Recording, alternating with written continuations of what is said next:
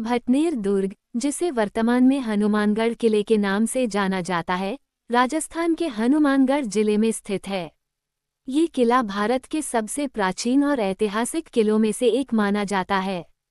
इसका निर्माण 253 ईस्वी में राजा भूपत द्वारा करवाया गया था, जो भटनेर के प्रसिद्ध राजा थे। किले का नाम भटनेर इसलिए पड़ा क्योंकि इसे भाटी राजपूत वंश के शासकों द्वारा स्थापित किया गया था।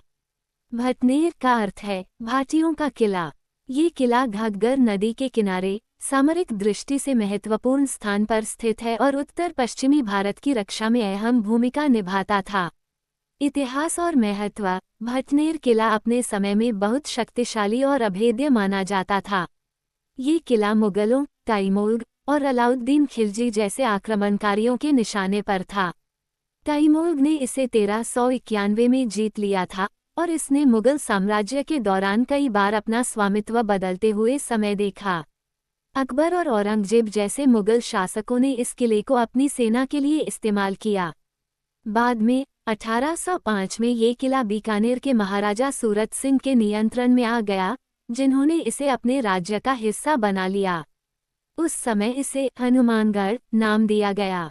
वास्तुकला। भटनेर किले की वास्तुकला में विशाल दीवारें, गहरी खाया और मजबूत दरवाजे शामिल हैं, जो इसे दुश्मनों से बचाने के लिए डिजाइन किया गया था। किले के अंदर कई मंदिर, जलाशय और महल थे, जो उस समय के राजपूत और मुगल शैली के मिश्रण को दर्शाते हैं। आज भटनेर किला भारतीय इतिहास और वास्तुकला के एक महत्वपूर्ण स्मारक के रूप में खड़ा है।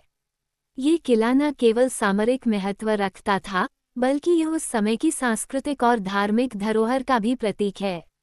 उपसंहार। भटनेर दुर्ग की कहानी हमें उस समय के योद्धाओं, उनकी वीरता और इतिहास की धरोहर की याद दिलाती है। ये किला आज भी पर्यटकों को अपनी भव्यता और ऐतिहासिक महत्व से आकर्षित करता है और राजस्थान की समृद्ध विरासत का एक महत्वपूर्ण हिस्सा है।